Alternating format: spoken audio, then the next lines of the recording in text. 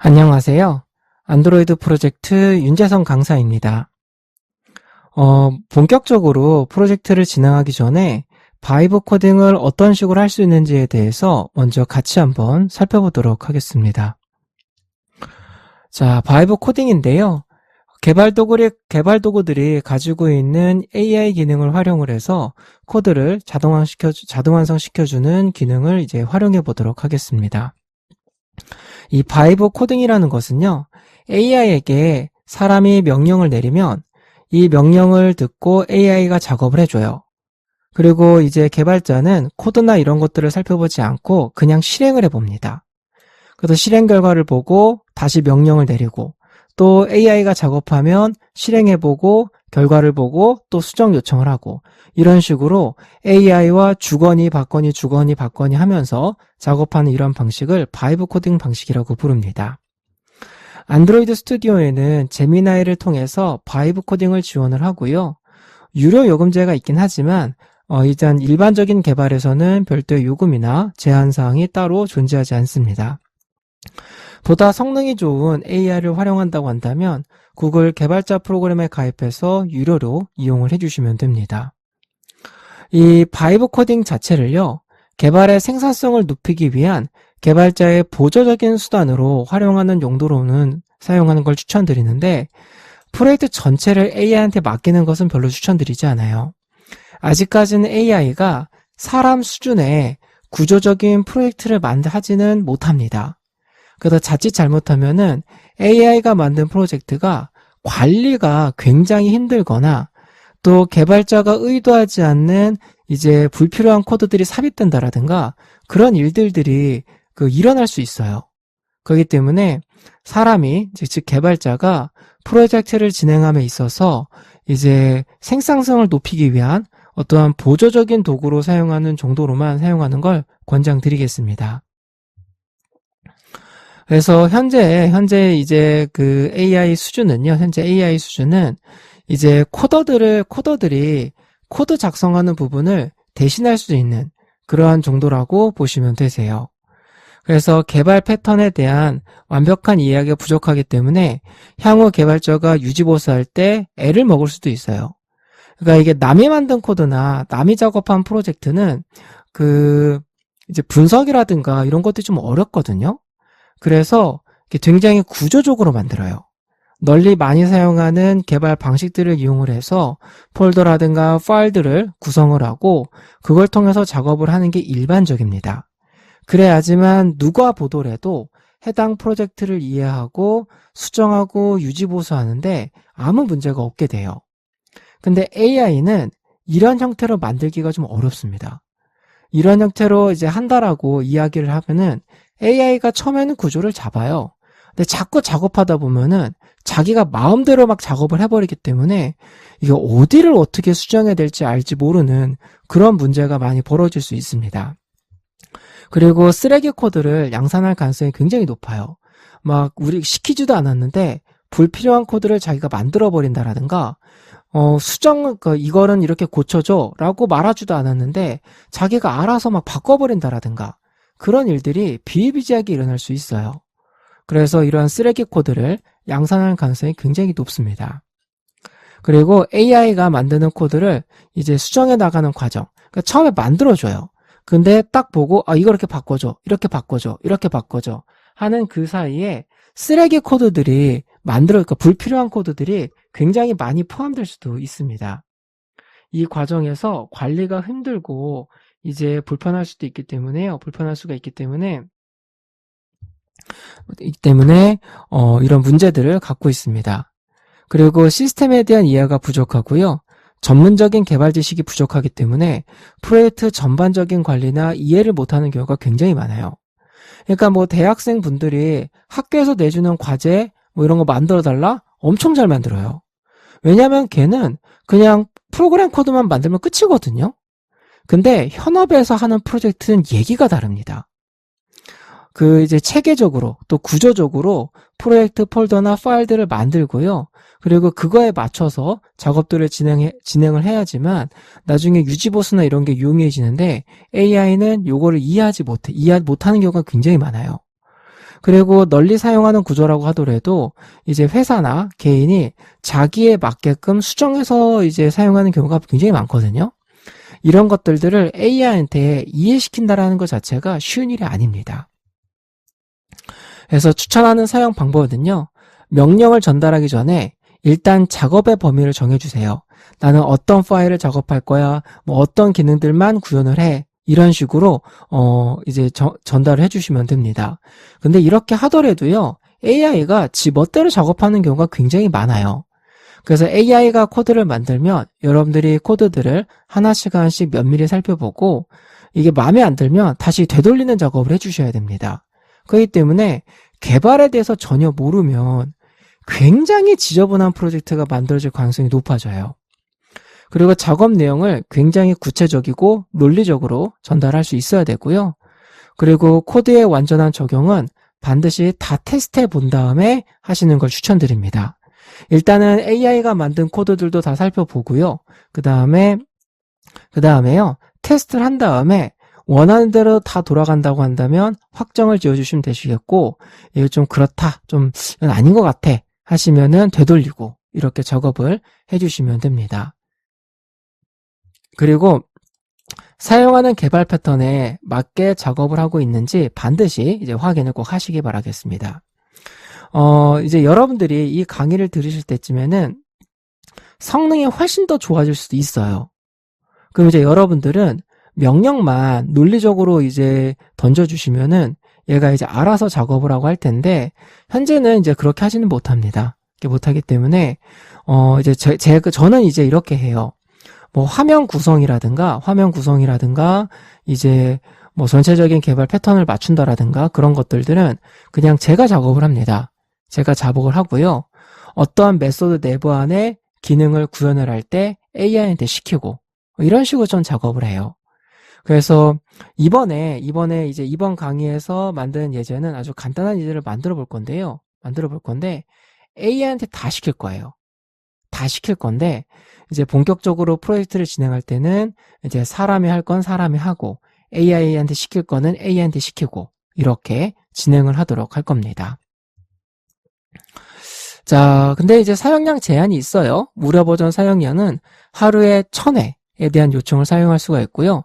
분당 60회 사용할 수 있습니다. 근데 이 정도면은요, 그 어플리케이션 개발하는데 부족하지 않아요. 그래서 여러분들이 굳이 유료 요금제를 사용할 필요는 없습니다. 그러면 같이 프로젝트를 한번 만들어 보도록 할게요. 자, 뉴 프로젝트 해주시고, empty build activity에 next. 그리고 프로젝트는 vibe coding이라고 주도록 하겠습니다. 자, finish 눌러주시고요.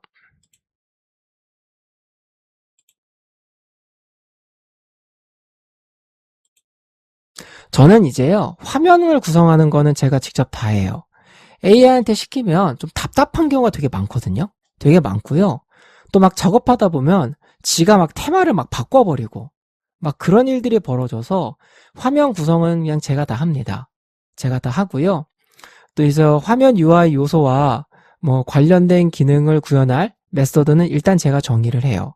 그리고 그 메서드 내부의 코드는 AI한테 시키고 뭐 이런 식으로 보통 작업을 하고 있습니다. 일단은 AI를 쓸 건데 직접 다 하나도 하지 않을 겁니다. 하나도 하지 않을 거고요. 자, 그러면 이제 여기 오른쪽 메뉴 보시면 여기 챗이라고 있어요. 이걸 클릭해 주시면은 이렇게 창이 뜹니다. 그래서 제미나이를 이용을 해서 코드 자동 완성 기능을 사용할 수 있는 그런 기능인데 일단은 이제 구글 계정으로 로그인을 하셔야 되세요. 그래서 저는 이제 미리 구글 계정을 하나를 만들어 놨습니다. 자, 이거를 쓰도록 할게요. 자, 여러분들랑 강의 때 쓰려고요. 새롭게 하나 만든 계정입니다.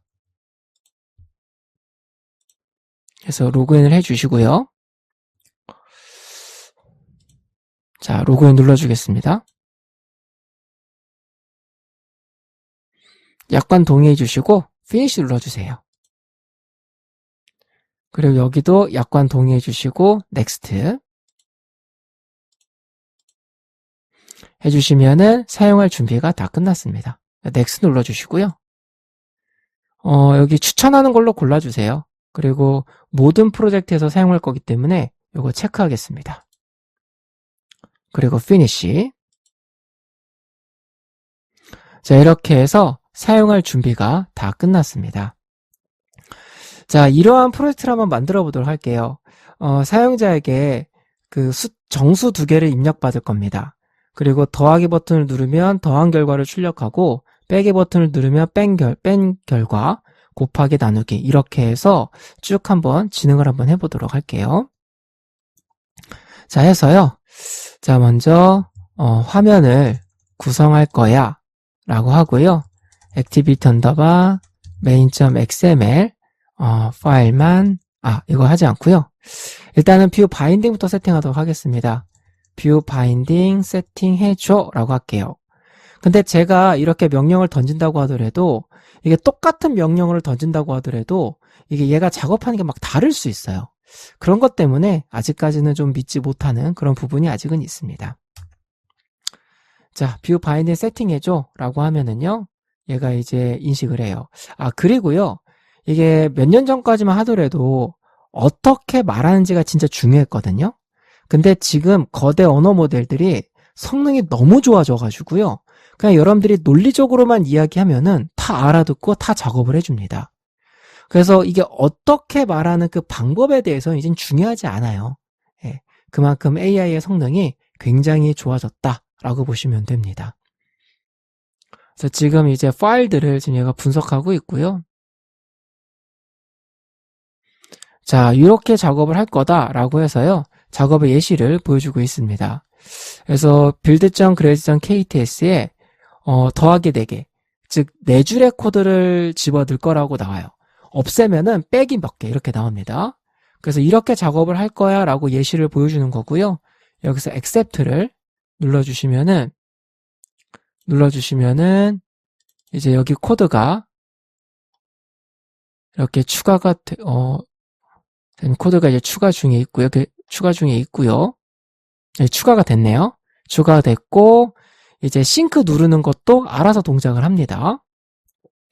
우리가 이거 세팅하면은 싱크 나우 눌렀었잖아요. 그걸 얘가 여기서 해준 거예요. 자, 해준 거고,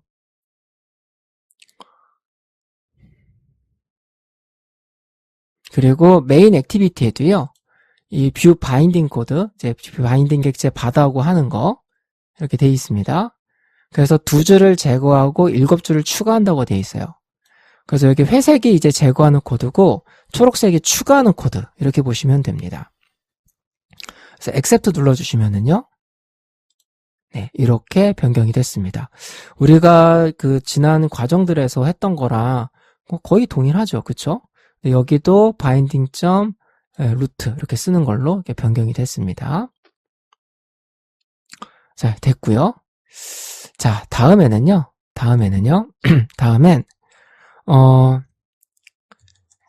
자, 작업의 범위를 정할 거예요. .xml 여기다가 RES의 레이아웃에 있는 activity underbar main.xml 파일에 대한 작업을 할 거야 라고 이렇게 작업의 범위를 딱 정해주세요. 그냥 이거 해줘 라고 하면 지금 당장 원하지 않는 작업까지도 얘가 해버릴 수도 있거든요. 그래서 얘한테 작업의 범위를 항상 제한시켜 놓고 작업을 해주시는 게 좋습니다. 자, 해서요, 정수값 2개를 입력받기 위한 edit 텍스트를 배치해주고, 그리고 더하기, 빼기, 곱하기, 나누기 버튼을 배치해줘. 이렇게 할게요. 여기를 다음과 같이 배치해줘 라고 하겠습니다. Shift 엔터 눌러주시면 이렇게 밑으로 내릴 수 있습니다. 자, 해서 먼저 정수값을 입력받을 수 있는 2개의 edit 텍스트를 배치를 하고요. 그 다음에 더하기, 빼기, 곱하기, 나누기 버튼, 그리고 연산 결과를 출력하기 위한 텍스트 뷰, 이렇게 구체적으로 딱히 어떻게 만들어라 라고 이제 얘기를 했어요. 그래서 서밋을 눌러주시면 얘가 이제 이 내용을 이해를 하고요.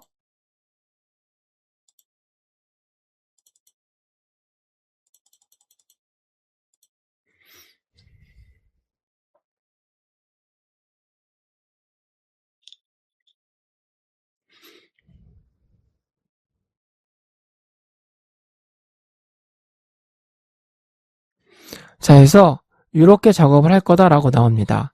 이제 세 줄을 제거를 해요. 제거하는 세 줄이 요거 텍스트뷰 요거 있죠? 요거를 제거를 하네요. 요거랑 요거 제거하고 이렇게 추가하겠다라고 예시로 보여준 겁니다. 그래서 accept를 눌러주시면은 이제 이런 식으로 작업이 변경이 됐습니다. 뭐 여백도 들어가고 굉장히 잘 만들었네요. 그죠? 자, 이렇게 놓고 이제 실행을 한번 해보세요. 그러니까 여러분들이 AI가 작업을 해주시면 그냥 실행을 하세요. 그 실행된 결과를 보고 이제 또 수정해 달라고 하고 이렇게 해주시면 됩니다.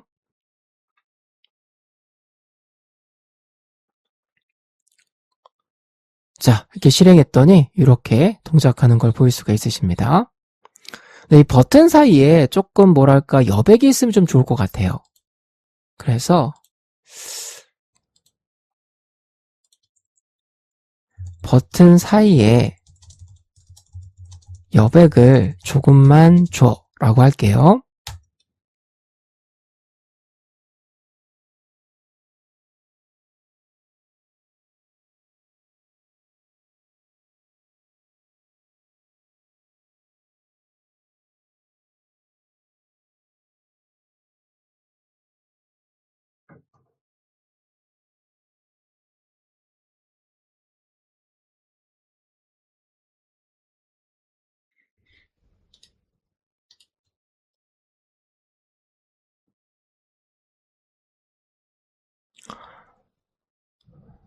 자, 해주시면은 이렇게 여백을 주겠다라고 나오고 있습니다.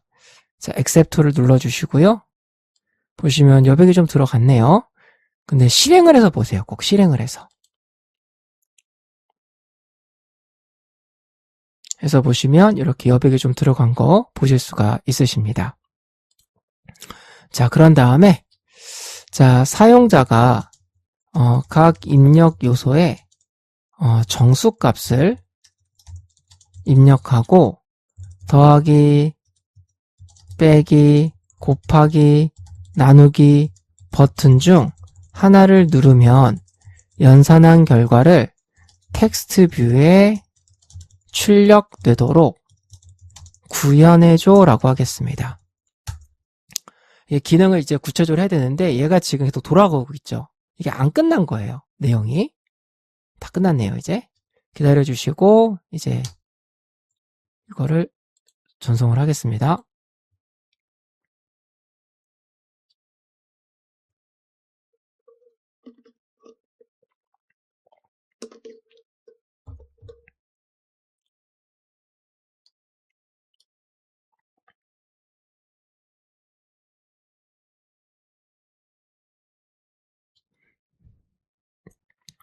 자, 해주시면은 코드를 이렇게 만들 거다라고 나오고 있습니다. 이렇게. 지금 버튼을 누르면은 다 이 calculate라는 메소드로 출하면서 더하기, 빼기, 곱하기, 나누기라는 글자를 전달하네요. 그래서 여기선 그거를 받아서 이제 이렇게 분개해가지고 이렇게 출력을 하는. 그리고 또 잘못 입력하면 토스트로도 보여주고 뭐 이렇게 만들어 놨습니다. 이렇게. 그래서 accept를 눌러주고요.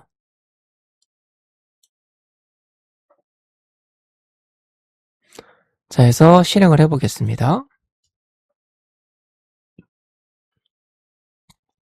해서 숫자를 좀 이렇게 입력해 주시고 더하기, 빼기, 곱하기, 나누기 이렇게 됩니다. 자, 그런데 하나를 좀 수정하고 싶어요. 자, 연산 결과를 출력할 때 연산식도 같이 출력되게 수정해 달라고 하겠습니다. 이런 식으로 계속 요구하는 거예요. 계속.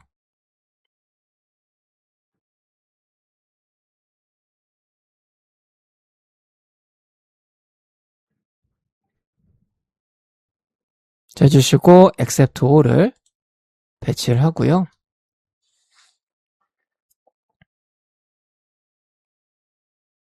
자, 실행해 보겠습니다. 해서 더하기, 빼기, 곱하기, 나누기 이렇게 결과가 나오는 걸 보실 수가 있으십니다. 자, 바이브 코딩 한번 해봤는데요. 여러분들 어떠신가요? 굉장히 편리하죠. 굉장히 편리한데 이게 전체 프로젝트를 얘한테 맡겨버리면은 이게 얘가 어떻게 만들지 예상이 안 되기 때문에 프로젝트 관리가 안 될 수도 있어요. 그래서 지금 저랑 같이 한 것처럼 작업의 지시를 구체적으로 전달하면서 단계적으로 하나씩 진행하는 방식을 추천드리도록 하겠습니다. 그래서 앞으로 프로젝트를 만들 때도 이제 그렇게 하도록 하겠습니다. 자, 바이브 코딩은 여기까지 살펴보도록 하겠습니다.